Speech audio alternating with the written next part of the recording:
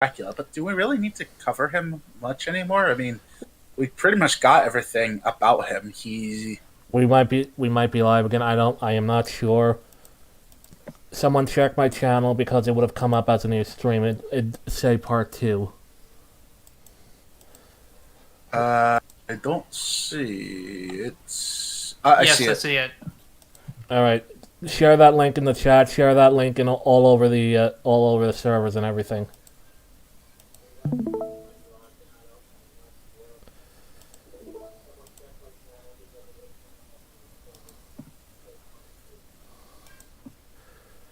Okay.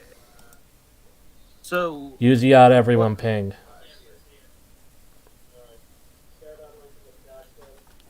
I got it. I hear an echo. Everyone. That's me. I'm turning up the audio here. Okay. You got it, Swords? Yeah. Okay. Are we back?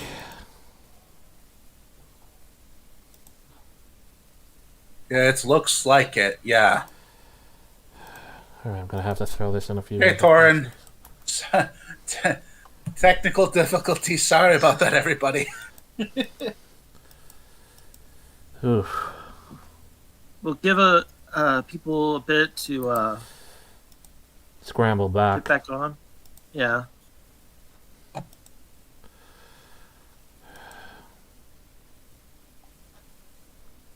And just to warn you guys, I am 20 minutes out from 7 o'clock, so I don't know what's going to happen between here and then. Yep. Same. Autis Whisperer's back. So yeah, that's basically Hello. everyone. Oh, and don't forget Miguel. Although we'll see. Yeah, he has Alright. he has End of the attention, ping, he's Miguel. probably here. Okay, so we were on the recap. Basically, Dracula sends out his army of darkness. That doesn't have an army of darkness. It's basically mostly just vampires. It's mostly vampires and those weird demon things. That, correct me if I'm wrong, but those demons that we see in Netflix today don't really make an appearance in the actual series, do they? Not really. They kind of resemble one enemy from the games, but I can't for the life of me put my finger on it. Like, it's sort of familiar, but not like a standout enemy. Okay, so basically they used either a really obscure enemy or they made something up wholesale. Probably.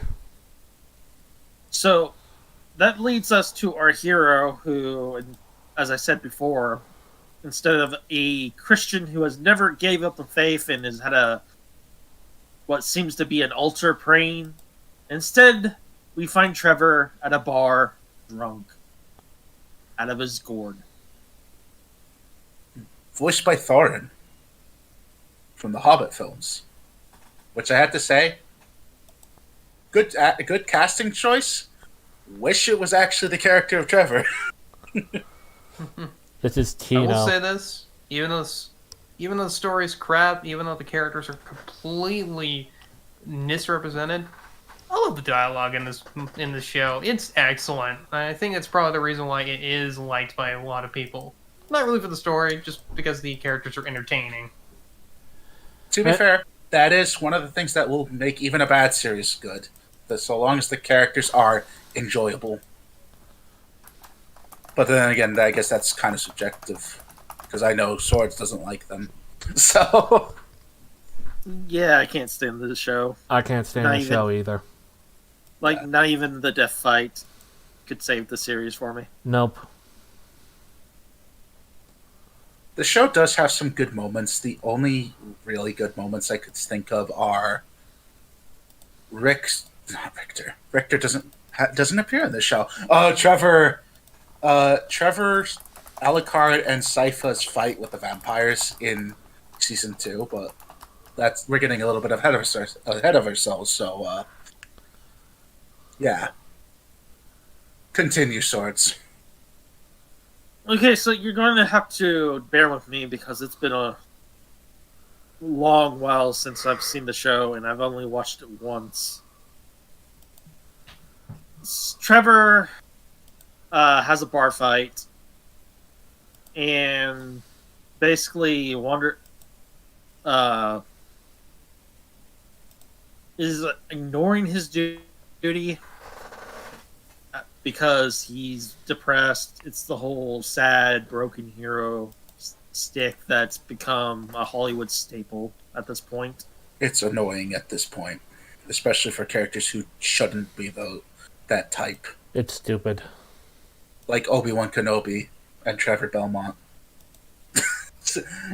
But yeah, He doesn't really start getting involved until he sees the fake bishop's thugs beating up some random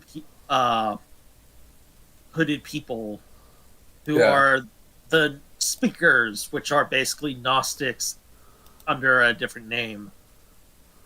are they called speakers or seekers? I think they're called speakers because Speakers. Yeah.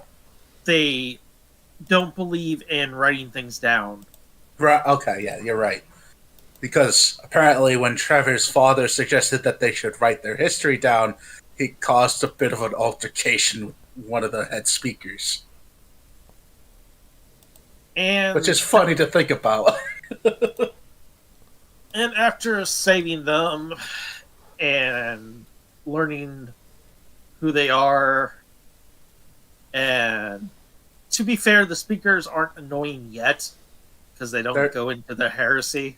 They're not revealed to be Gnostics until the next season. They basically hand them a quest to save Sifia, Right. and that he pretty much goes off to fight the Cyclops, if I remember right. Which And that happens, and as far as I know, that's like the only canonical thing from the actual series that happens. Like him fighting the Cyclops and saving her. And he also meets Alucard there, if I remember right. And they beat the Cyclops, come back to basically find that the town's on fire because of vampire attack. A And demonic attack, but yeah. And then he organizes the villagers to fight, how to fight them, and they Yeah. successfully repel the demons. well, not yet. There is one that there's a blink in the and you'll miss it because Warren Ellis would not have this otherwise. So we have to mention it because he was forced to have this. Yeah, he gets a priest to sanctify holy water. Yes, he has to request, is there one good priest that still believes in God in this town? Yeah. And he sanctifies a bunch of holy water, they salt their weapons, and they kill the demons and drive them out. Now, you'll notice that he also uses the cross boomerang, if I also remember right, which is notable because it acts like in the game, where it's a holy weapon. In later seasons, they will go with this BS response where vampires and demons apparently are weak to crosses because it's a unique shape to them, and therefore their eyesight goes haywire. It You're goes with the whole I actually came across that remember that video I shared with you, Tracer, a while ago about the biology of vampires or whatever, and they came up with the explanation that because of complex shapes literally cause vampires to be stunned. They went with that, and I'm like, that's a dumbass thing to do. Like, really stupid. Go. I mean, Go ahead. it's an interesting idea, but it doesn't work in this setting when you consider God is the thing. You're a fool, Wakito. All of my ancestors were Jews. That's funny. But yeah, in this series, divine magic is real, and God is real, and he acts in this universe. He empowers his chosen. Yeah, religion is actually useful against the dark forces in this universe.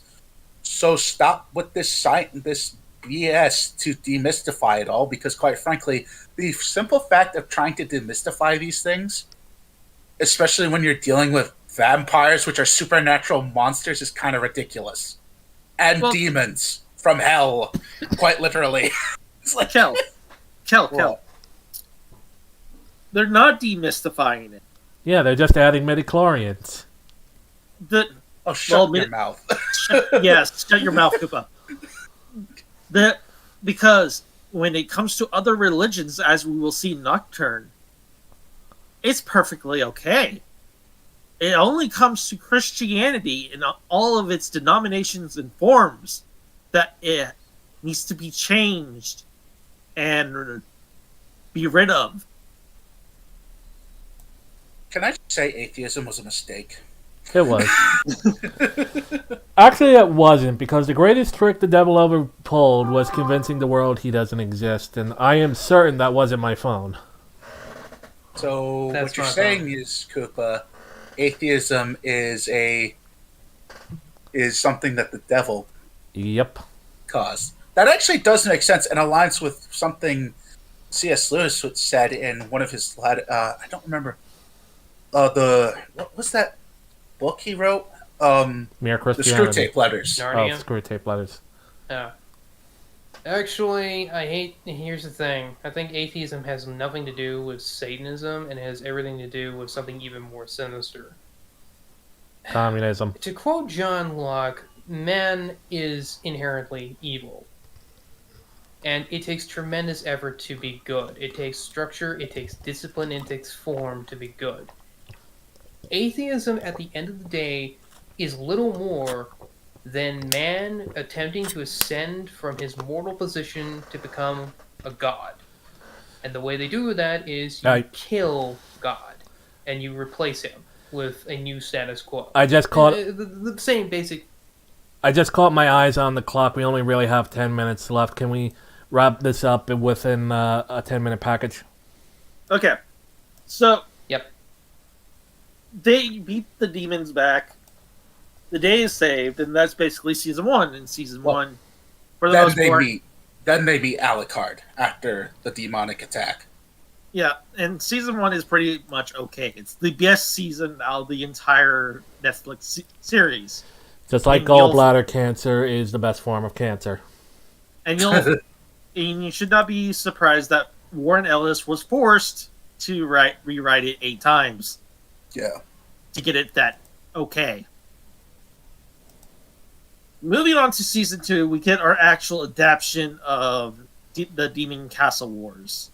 And they try to get into the family drama with Alucard, and it kind of falls flat. Because they want to juggle the 3 protagonists, which is part of the reason I think they do not bring in Grant Dynasty. Because they're not competent enough to actually give each character since they're changing everything about these characters to begin with, they do not have the time nor the talent to properly give these characters an arc that's believable. Like, it kind of falls flat. Like, Alucard is sort of... Some of the emotion is there, but not really. Season 2 is when we find that the speakers are Gnostics, and that Sifia despises God and considers herself to be the one true enemy of God because of the Tower of Babel.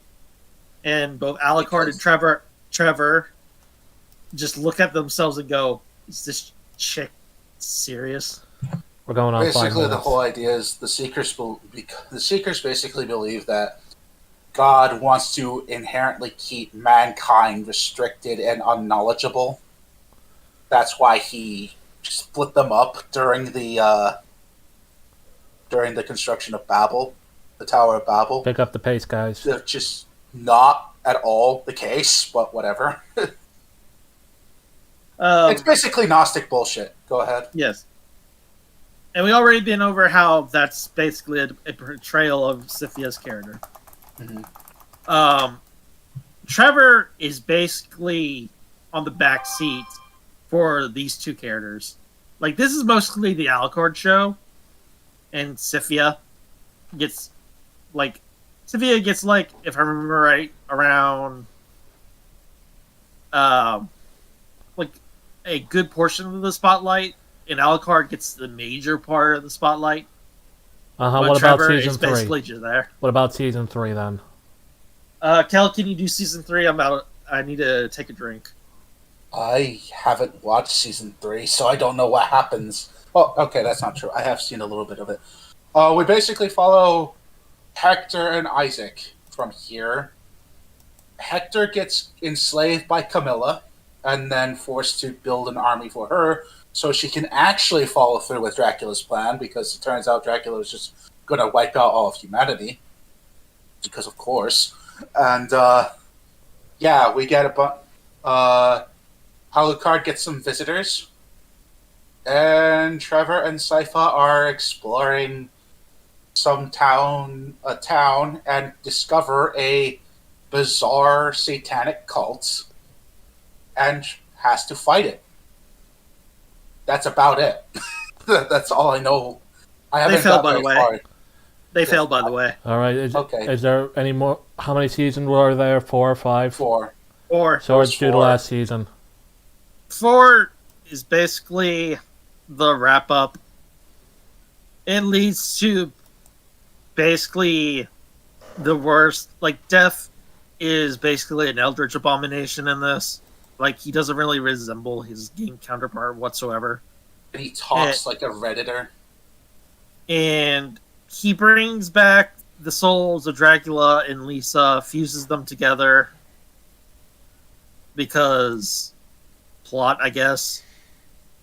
And Trevor finally does something in this show, kills Death, and then Dracula and Lisa, despite Dracula basically starting out off this mess and killing tons and tons of people,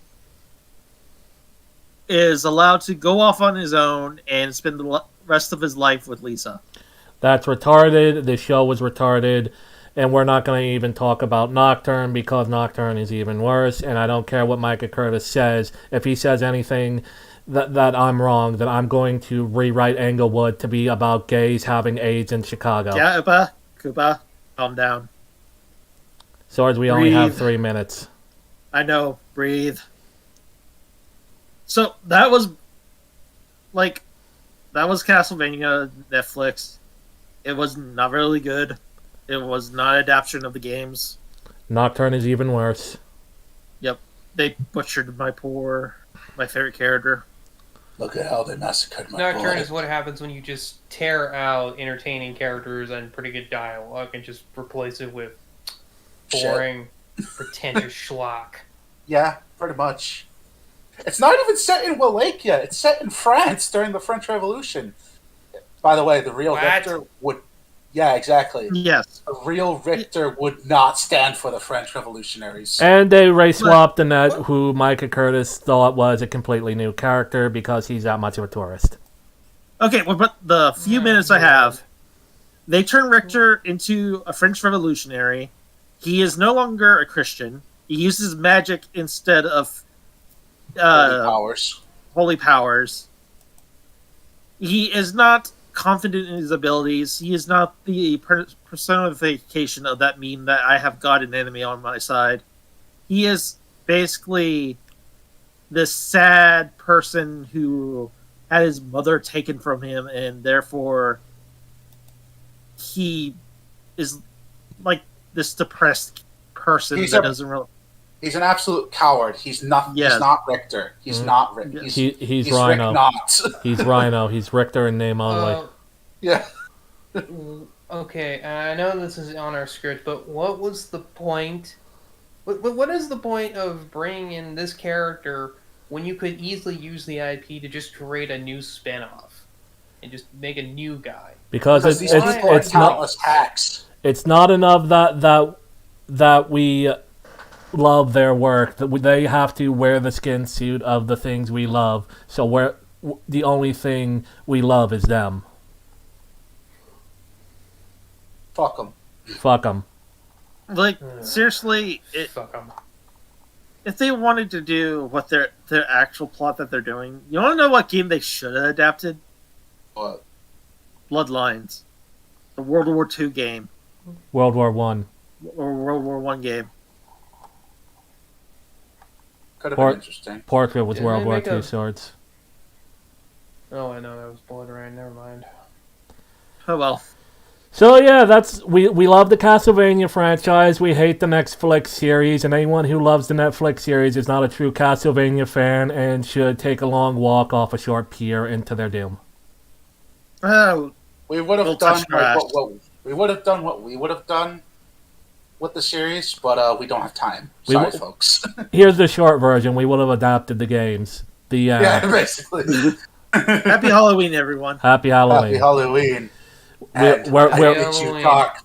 We're all late, and the change is already beginning, and we're starting to go into grown-up Halloween. All the kids are off the streets, and now it's nothing but horny milfs in your area wearing sexy Sesame Street costumes.